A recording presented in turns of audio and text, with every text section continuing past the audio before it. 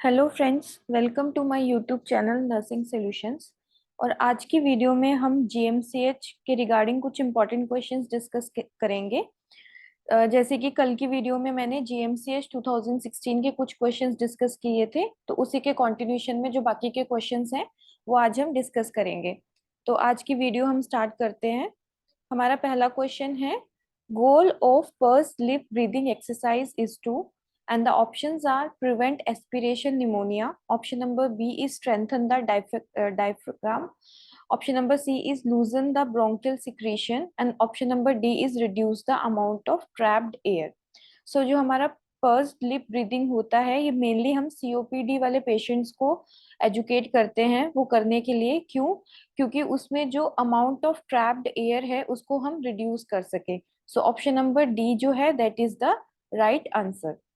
Now the next question is, the suture material that is both absorbable and synthetic is, and the options are polyamide, option number B is polypropylene, option number C is polyglycolic acid, and option number D is chromic catgut. So जो suture both absorbable भी है और synthetic है, उसका जो answer है that is option number C, that is propyl glycolic acid. अगर हम क्लासिफिकेशन ऑफ सूचर मटेरियल की बात करते हैं, तो जो हमारा सूचर टाइप कैटगट है, ये नेचुरल एब्जॉर्बेबल हमारा सूचर है। सिल्क जो है it is natural non absorbable. Polypropylene is synthetic non absorbable. Polyamide is synthetic non absorbable. Stainless steel is metal non absorbable. And polyglycolic acid and polylactic acid जो है that is synthetic absorbable.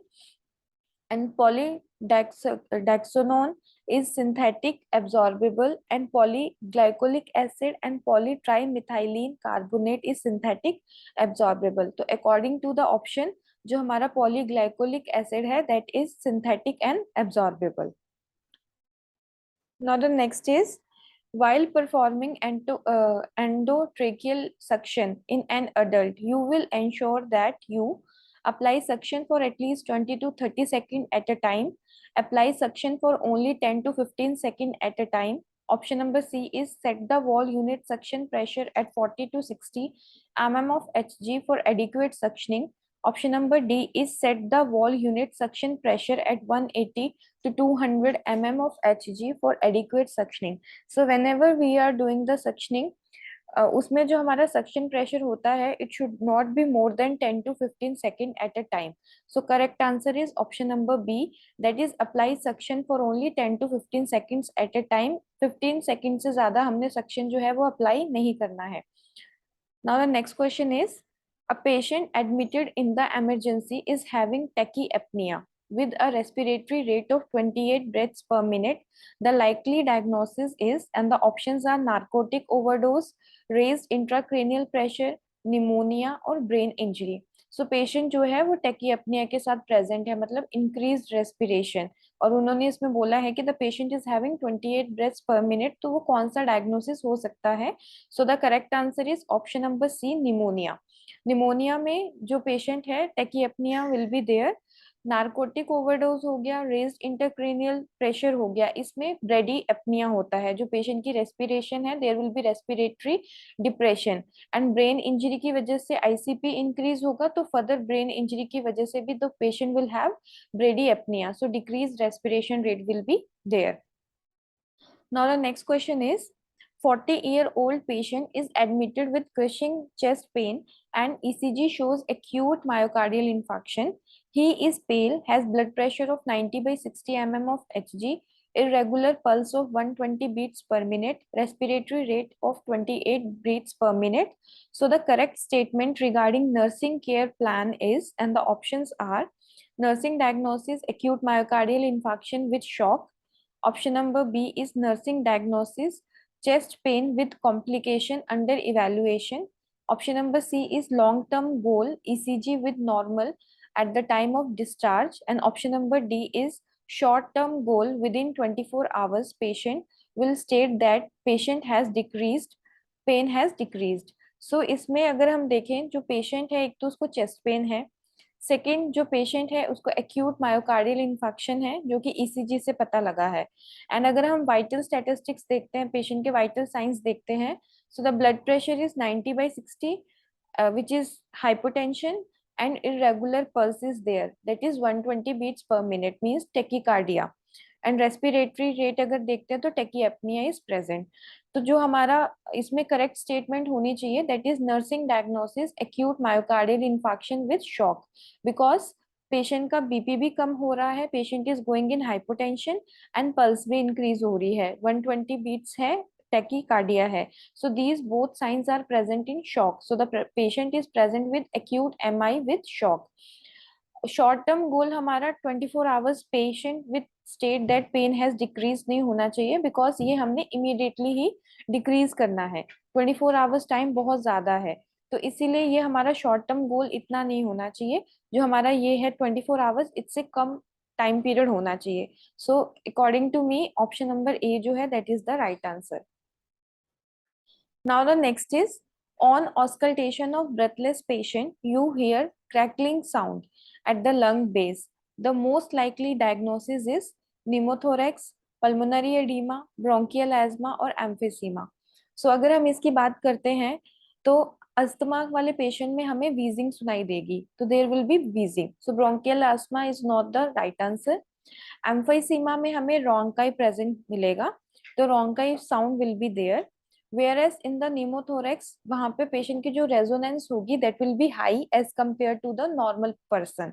तो pulmonary oedema में हमें crackling sound सुनाई देगी। Crackling sound कब होती है? जब हमारी लंग्स में फ्लूइड फिल होते हैं, फ्लूइड की वजह से due to the accumulation of the fluid crackling sound will be there. So the correct answer is pulmonary oedema. Now the next is, the last menstrual period of a pregnant lady started on 20 February 2016. Her expected date of delivery is, and the options are 7 November 2016, 14 November 2016, 20 November 2016 or 27 November 2016. So for calculating the EDD, we will go for Naegele's formula. तो Naegele's formula क्या कहता है? Last menstrual period plus 7 days plus 9 month। So last menstrual period is 20 फरवरी, तो in 20 we will add 7 days, so that will goes to 27, and फरवरी में हम 9 month add करेंगे, तो अगर हम 9 month ऐड करते हैं तो वो नवंबर बनता है। सो 27 नवंबर 2016 is the right answer. Now the next question is, you are teaching Kegel exercises to a female patient. Her understanding of these exercises is correct when she states that these exercises will reduce dribbling of my urine. These exercises will reduce the recurrent urinary tract infection. These exercises are for treating my hemorrhoids. And option number D is, these exercises will reduce fecal incontinence. So जो हमारी Kegel exercises होती हैं basically वो हम हमारे pelvic muscles को strong करने के लिए करते हैं। तो इसमें the female who is having urinary incontinence, मतलब डिलीवरी ऑफ यूरिन, सो इस केस में the patient is having urinary incontinence, तो यूरिनरी इनकॉन्टिनेंस को प्रिवेंट करने के लिए हम कीगल एक्सरसाइज बताते हैं। तो option number A is the correct answer, ताकि जो पेशेंट के पेल्विक मसल्स हैं वो स्ट्रॉन्ग हो सके, स्पिंचर्स जो है वो स्ट्रॉन्ग हो सके।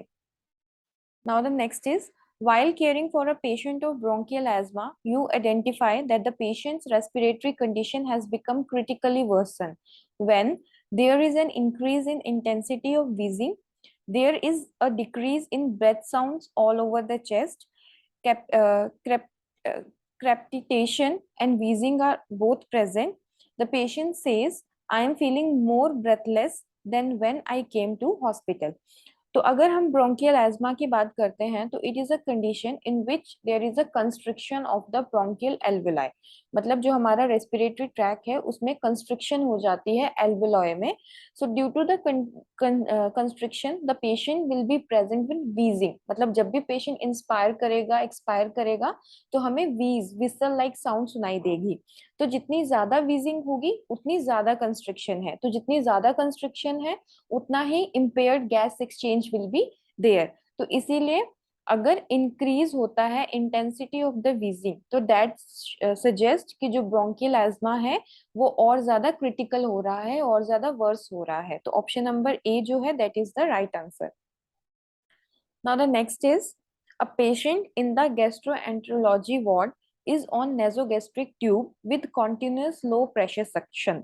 The acid base disorder you anticipate in this setting is, and the options are metabolic acidosis, metabolic alkalosis, respiratory acidosis और respiratory alkalosis.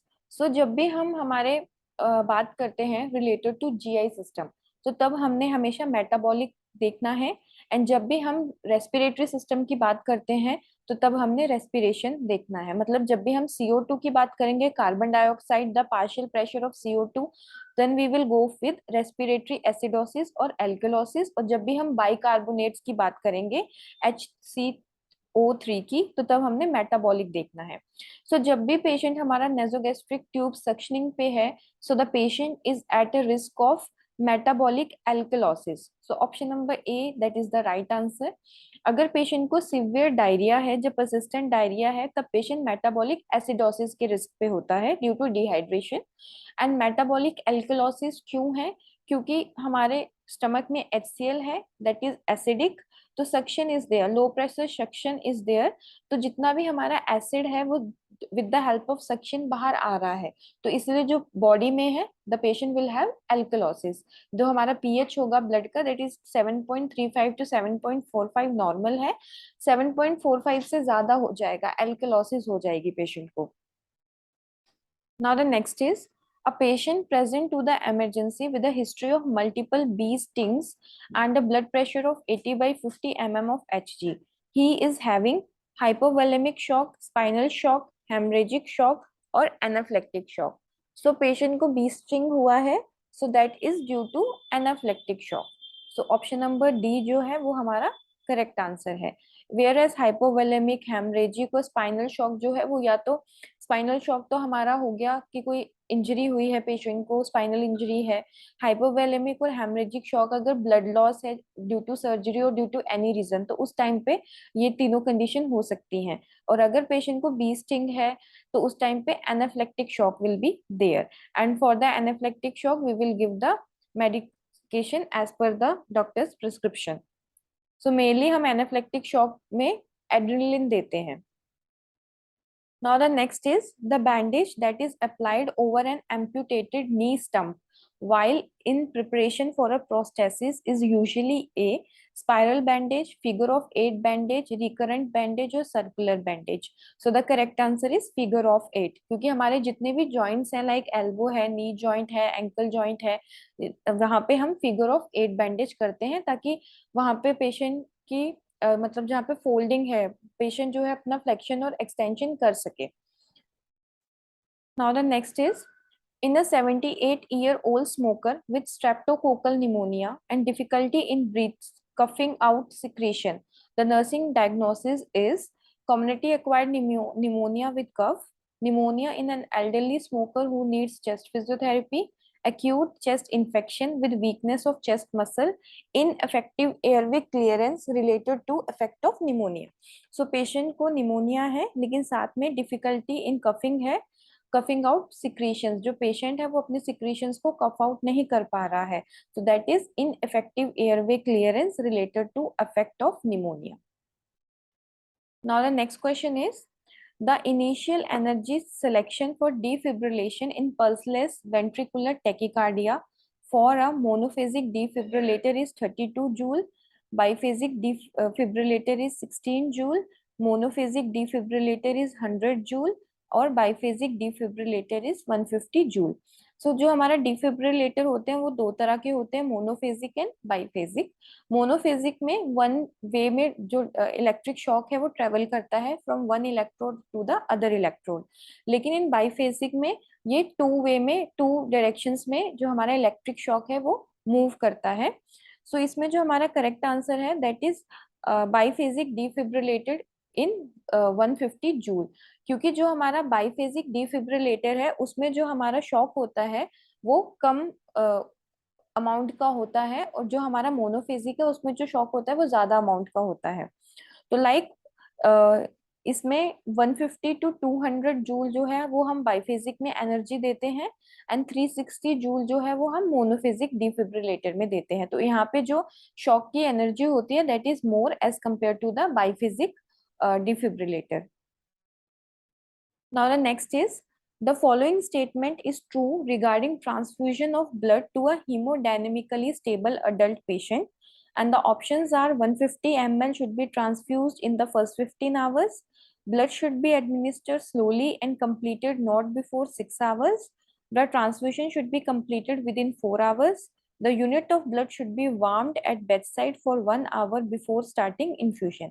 सो जब भी हम ब्लड ट्रांसफ्यूजन देते हैं तो वो हमेशा हम स्लोली देते हैं, ये चेकआउट करने के लिए कि पेशेंट को कोई रिएक्शन तो नहीं हो रहा, एंड थ्रू आउट जब तक हमारा ब्लड खत्म नहीं होता वो हमने स्लो ही रखना है ब्लड को, but the blood should be completed within 4 hours. So option number C is the right answer. क्योंकि 4 आवर्स के बाद अगर ज्यादा लंबा टाइम हो जाता है तो ब्लड में इन्फेक्शन होने का डर रहता है, तो इसीलिए हमने उस चीज को प्रिवेंट करना है, and with in 4 hours with a slow infusion हमने जो ब्लड को खत्म करना है. Now the next is, while checking the blood pressure in the upper limb of a patient with sphygmomanometer, you observe that she has developed carpal spasm. The most likely cause is, and the options are hypokalemia, hypocalcemia, hypophosphatemia और hyponatremia.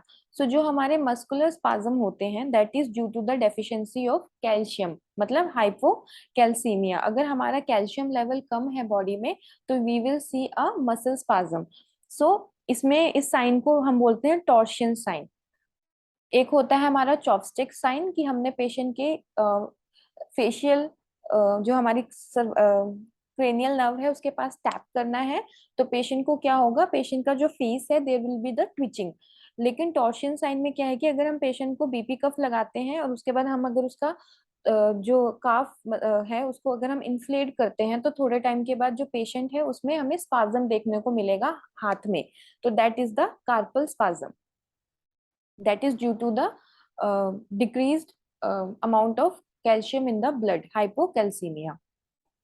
Now the next is, a fire break out in your ward. The first action you take is call 101 fire brigade, shut off the oxygen supply, do use the fire with the fire extinguisher or evacuate the patient from the ward.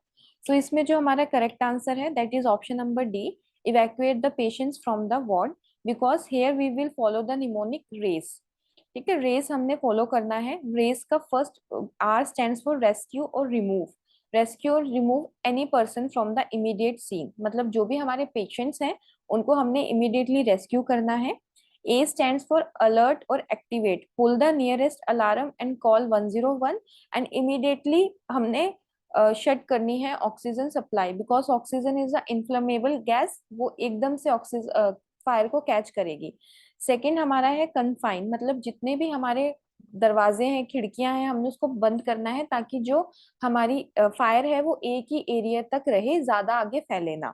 And at last extinguisher, जो हमारे पास extinguisher है हमने उसको use करना है to control the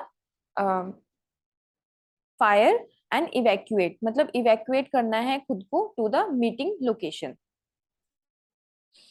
Now the next is, patient passes urine as given in sequence: Tuesday 8 a.m. 200 ml, 12 noon 250 ml, 3 p.m. 300 ml, 6 p.m. 300 ml, 9 p.m. 250 ml, Wednesday 3 a.m. 200 ml, and 8 a.m. 300 ml.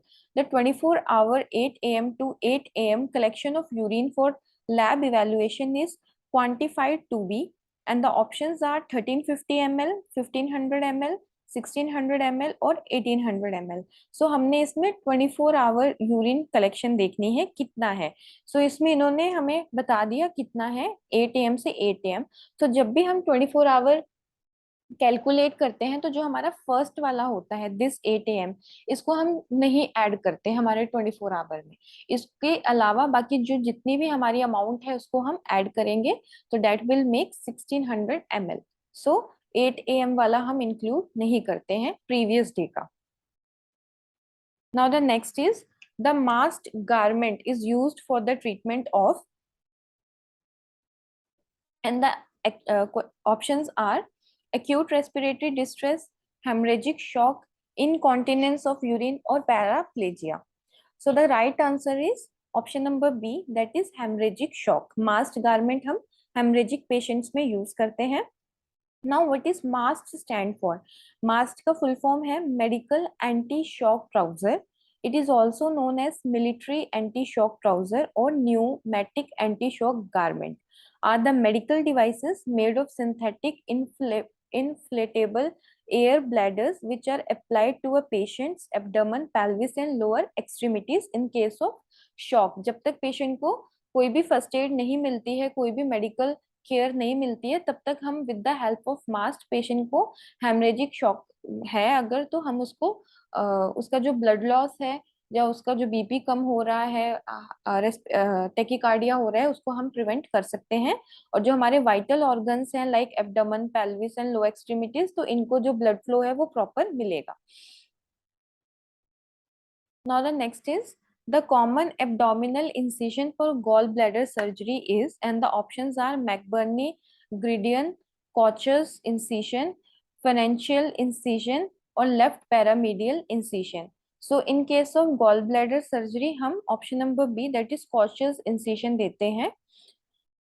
Now the next is incision, surgical incision. तो अलग अलग तरह के incisions हैं. Like जो हमारा first है that is the कॉचेस incision, जो कि हम गॉल ब्लैडर की सर्जरी में देते हैं. जैसे कि हमें पता है कि जो हमारा गॉल ब्लैडर है वो राइट अपर क्वाड्रेंट में होता है बिहाइंड द लीवर. ठीक है. Then the next is the mid line incision. This is the mid line incision. तो ये हम लेप्रोटमी में पेशेंट को देते हैं जब हमने एब्डोमिनल वॉल को ओपन करना है. Then is the gridiron muscle splitting. This is third. Gridiron और मैकबर्नी जो हमारा इंसिजन है ये हम हमारा अपेंडिसाइटिस में देते हैं, अपेंडिसाइटिस की सर्जरी में. बेटल्स इंसिजन भी हम हमारा अपेंडिसाइटिस में देते हैं. लैंस इंसिजन भी हमारा अपेंडिसाइटिस में है, या जो भी हमारा सीकम है जहाँ लोअर सिग्मोइड कॉलन है उस केसेस में देते हैं, क्योंकि उनकी एनाटॉमिकल पोजीशन यहाँ पे है. उसके बाद आ गया हमारा पैरामीडियन. पैरामीडियन हम अगेन अगर हमने कुछ इसोफेगस की सर्जरी करनी है, जो लीवर की सर्जरी है, जो स्टमक की सर्जरी है, तो उसमें पैरामीडियल इंसिजन यूज होता है. Then is the transverse incision भी हमारा एब्डोमिनल सर्जरी में यूज होता है. देन हमारा रुथरफोर्ड मॉरिस इंसिजन जो है that is again in the surgery of sigmoid. अगर हमारा लार्ज इंटेस्टाइन जो स्मॉल इंटेस्टाइन है, जो हमारा डिसेंडिंग कॉलन है, जो सिग्मोइड है, उस केस में हम करते हैं. एंड प्रोफेंशियल जो है वो ये this is the incision that is given in caesarean section. Caesarean section हो गया, या गायनोकोलॉजिकल हमारी सर्जरीज हो गई, या urinary track infection, urinary track system की सर्जरीज हो गई, तो उसमें हम प्यूबिक सिम्फाइसिस प्यूबिक के पास इंसिजन देते हैं. Now the next is the high frequency chest wall oscillation vent is used for providing high frequency ventilation, loosen thick chest secretions, preventing pulmonary embolism और providing cardiopulmonary resuscitation.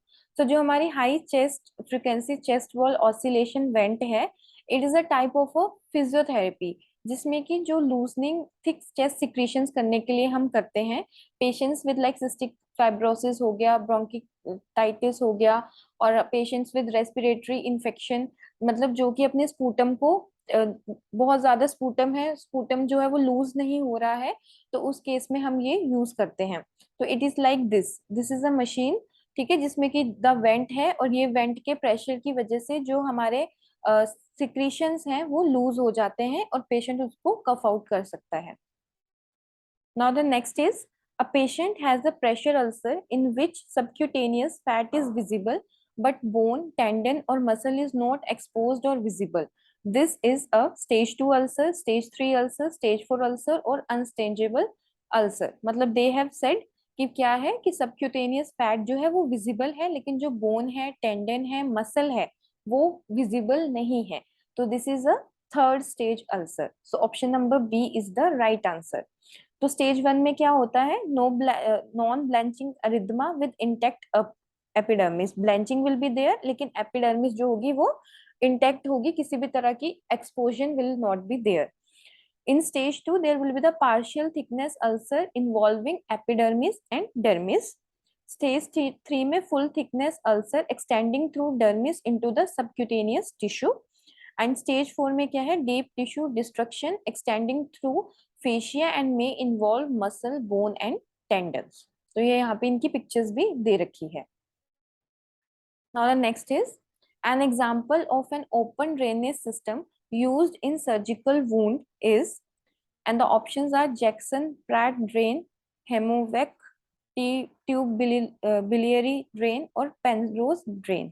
So जो हमारा open drain system है उसका example है जो Penrose drain है. तो option number D is the right answer. अगर हम ड्रेन्स की बात करते हैं तो वी हैव ओपन और क्लोज ड्रेन. ओपन ड्रेन वो होते हैं जिनमें जो ड्रेन फ्लूइड है वो गॉज पैड या इनटू द स्टोमा बैग आता है, एंड इसमें the risk will be more. Whereas in the closed drain are formed by tubes draining into a bag or bottle. Example include chest, abdominal or orthopedic drain, and generally the risk of infection is reduced. मतलब कि open में क्या है कि कोई भी pad होगा उसके ऊपर जो भी फ्लूइड है वो एक्यूमुलेट हो रहा है, वो किसी भी क्लोज कंटेनर के अंदर नहीं इकट्ठा हो रहा. Whereas in the closed drainage हमारे पास कोई ना कोई बैग या बॉटल होती है जिसमें कि जो सिक्रेशन है वो एड ऑन होता रहता है. तो अगर हम बात करते हैं so this is the Jackson Pratt drainage which is a close drainage, क्योंकि इसमें जो फ्लूइड है वो यहाँ पे आके इकट्ठा होगा. This is biliary T tube हमारी, जो कि हम हमारी कॉमन बाइल डक्ट के लिए यूज करते हैं. देन ये जो हमारा है this is the Hemovac drain, and जो हमारा पेनरोज ड्रेन है वो ऐसा है like this is a gauze pad, है ना. यहाँ पे एक ट्यूब है और ये ट्यूब डायरेक्टली इस गॉज पैड के ऊपर जो भी फ्लूइड है वो यहाँ पे एक्यूमुलेट हो रहा है, और ये जो हमारा पेनरोज ड्रेन है ये इसको सोक कर रहा है. तो इसमें जो रिस्क ऑफ इन्फेक्शन है that will be more. Now the next is paradoxical respiration is most commonly seen in, and the options are congestive heart failure, obstructive airway disease, cardiac tamponade और फ्लाइल चेस्ट. तो जो हमारा paradoxical respiration है वो हमें flail chest में देखने को मिलता है. एंड फ्लाइल चेस्ट किसी भी ब्लंट इंजरी की वजह से पेशेंट में अगर चेस्ट में जो है वहां पे इंजरी हुई है due to any blunt injury, तो वहां पे हमें पैराडॉक्सिकल रेस्पिरेशन देखने को मिलेगा. Now what is paradoxical respiration? जैसे कि नॉर्मल पर्सन जब भी ब्रीद करता है, मतलब जब भी हम इनहेल करते हैं तो during the time of inhalation जो हमारा एब्डमन है और जो हमारी चेस्ट है वो बाहर को आती है, मतलब वो एक्सपैंड होती है, और जब हम एक्सहेल करते हैं वो अंदर को जाती है. लेकिन in case of paradoxical respiration opposite will be there. मतलब कि जब पेशेंट इनहेल करेगा तो उस टाइम पे जो चेस्ट और एब्डोमेन है जो कि बाहर आनी चाहिए थी वो अंदर जा रही है, और एक्सहेल करने के टाइम पे जो कि अंदर जानी चाहिए थी वो बाहर आ रही है. So this is the paradoxical respiration which is present in flail chest. Now the next is a patient with classical heat stroke will have dry skin, profuse sweating, cool skin or normal body temperature. So जो patient है with the heat stroke will be present with dry skin. So option number A is the correct answer. जो patients होते हैं heat stroke में उसमें क्या होता है कि जो बॉडी का टेम्परेचर है वो एकदम ही बढ़ जाता है, स्वेटिंग मैकेनिज्म फेल हो जाता है, ताकि जिसकी वजह से जो बॉडी है वो कूल नहीं हो पाती है, एंड बॉडी टेम्परेचर में राइज टू 106 फ़ारेनहीट और higher within 10 to 15 minutes. तो नॉर्मल बॉडी टेम्परेचर नहीं होगा, जो हमारे पेशेंट का टेम्परेचर होगा वो बहुत ही हाई होगा, hyperpyrexia will be there, cool skin नहीं होगी, प्रोफ्यूज स्वेटिंग नहीं होगी हीट स्ट्रोक में, जिसकी वजह से क्या है टेम्परेचर जो है बहुत इंक्रीज हो जाता है and dry skin will be there. Now the next is the long roll turning method is used in, and the options are lung abscess, cerebrovascular accident, spinal injury और epilepsy. So log roll turning जो है वो हम spinal injury वाले patients में use करते हैं, and the main purpose क्या है to maintain the alignment of the spine while turning and moving the patient who has spinal injury और सस्पेक्टेड स्पाइनल इंजरी. ठीक है, ताकि हम उसकी स्पाइन की अलाइनमेंट को प्रॉपर रख सके, इसलिए हम लॉग रोल टर्निंग जो है वो यूज करते हैं.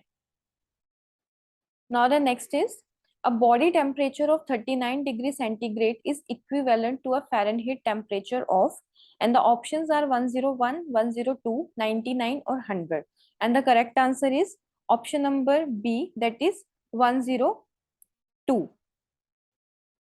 नाउ अगर हम ये फॉर्मूलाज जो है वो इम्पोर्टेंट है, एग्जाम में क्वेश्चन आ सकता है. सो सेल्सियस टू फ़ारेनहीट जब भी हम कन्वर्ट करते हैं तो the formula is Celsius divided multiply by 9/5 plus 32. तो हमें 39 सेल्सियस दे रखा है. 9/5 को जब हम डिवाइड करते हैं तो इट विल लीड टू 1.8. इन दोनों को मल्टीप्लाई करके 32 ऐड करेंगे तो 102.2. तो इसलिए 102 इज द राइट आंसर. और अगर हम इसी को फ़ारेनहीट टू सेल्सियस में चेंज करें, मतलब कि 102.2 को अगर हम सेल्सियस में चेंज करते हैं तो उस टाइम पे जो हमारा फॉर्मूला रहेगा that will B Celsius minus 32 into 5/9. तो ये हमारा फॉर्मूला रहेगा. तो हमारी जो भी वैल्यू आएगी यहाँ तक उसको हमने 5 के साथ मल्टीप्लाई करना है, फिर 9 के साथ डिवाइड करना है, तो दैट इज 39. तो ये दोनों फॉर्मूलेज हमें याद होने चाहिए. Now the next is, you observed that a patient of head injury opens his eyes on painful stimuli but not on command. He localized the site of the painful stimulus and muttered incomprehensive sound. His Glasgow scale score is in the range of, and the options are 5 to 6, 9 to 10, 12 to 13 or 14 to 15. So the correct answer is 9 to 10. Option number B is the right answer. जैसे कि GCS में हम तीन चीजें देखते हैं, eye opening, verbal response and motor response. Maximum score हमारा 15 होता है एंड मिनिमम स्कोर हमारा 3 होता है. तो लाइक इसमें इन्होंने बोला कि open is eyes on painful stimuli but not on command. तो अगर हम देखते हैं टू पेन, अगर पेशेंट ओपन कर रहा है तो हम उसको 2 स्कोर देंगे. He localize the site of the painful stimulus, मतलब कि जो पेशेंट है मूव्स टू लोकलाइज पेन, अपनी पेन को बता पा रहा है, तो 5 स्कोर देंगे. एंड मटर इनकॉम्प्रिहेंसिव साउंड, तो इनकॉम्प्रिहेंसिव साउंड के लिए हम पेशेंट को 2 देंगे. सो 2 + 2 4 एंड 4 + 5 दैट इज 9. सो इसलिए जो जीसीएस स्केल है वो पेशेंट का 9 है. Now the next is, a DEXA scan is used in the diagnosis of, and the options are breast cancer, osteoporosis, coronary artery disease और pulmonary embolism. So DEXA scan हम osteoporosis में करते हैं to calculate the bone density, and DEXA stands for dual energy X-ray absorptiometry. This is a full form of DEXA and it is used in the osteoporosis. Now the next is, a patient has burn over the front of the chest and abdomen. The percentage of burn is calculated to be 9%, 18%, 24% or 36%. So जो हमारा rule of 9 है, that is also important part for competitive exam. And जो हमारा Parkland formula है वो भी, जो हमारा water resuscitation, हम burn resuscitation fluid कैलकुलेट करते हैं, वो भी हमारा एक इम्पॉर्टेंट पार्ट है. अगर हम रूल ऑफ 9 के हिसाब से देखते हैं, चेस्ट एंड एब्डोमेन बर्न है तो दैट कॉन्स्टिट्यूट 18%. तो अगर हम हमारे हेड की बात करते हैं, till neck it is 9%, 4.5 front, 4.5 back. अगर हम हमारे चेस्ट की बात करते हैं, पूरा एब्डोमेन की, तो दैट इज 36%. 18% हमारा फ्रंट होता है, 18% हमारा बैक होता है. आर्म्स हमारी 9% होती हैं, 4.5 front, 4.5 back. Perineum is 1% and legs जो है हमारी वो हमारी 36% होती हैं, 18% one leg and 18% other leg. So this is the rule of 9. Now the next is, you are assessing a patient of acute pancreatitis for the complication of paralytic ileus. The key syndrome indicating this complication is recurrent vomiting, abdominal pain, inability to pass flatus or watery diarrhea. So the patient paralytic ileus क्या है? It is a paralysis of the ileus, मतलब paralysis of the हमारा जो intestine है वो, तो जिसकी वजह से there will be the no peristaltic movement. जब भी हम पेशेंट को ऑस्कल्टेट करेंगे तो उस टाइम पे वोवल साउंड जो होंगी वो एब्सेंट होंगी, क्योंकि वहां पे पैरालिसिस हुआ है, वोवल साउंड्स नहीं है, पेरिस्टाल्टिक मूवमेंट नहीं हो रहा है. तो जब पेरिस्टाल्टिक मूवमेंट नहीं होगा सो पेशेंट जो है वो गैस पास नहीं कर सकता, inability to pass flatus. So option number C जो है that is the right answer. So आज की वीडियो में हमने इतने क्वेश्चंस डिस्कस किए हैं एंड आई होप आपको आज की वीडियो मेरी पसंद आई होगी। अगर आपको मेरी आज की वीडियो अच्छी लगी है, मेरी वीडियो को लाइक करें, कमेंट करें एंड शेयर करें। एंड जो लोग मेरे यूट्यूब चैनल पे नए हैं वो मेरे यूट्यूब चैनल को सब्सक्राइब करें। Thank you.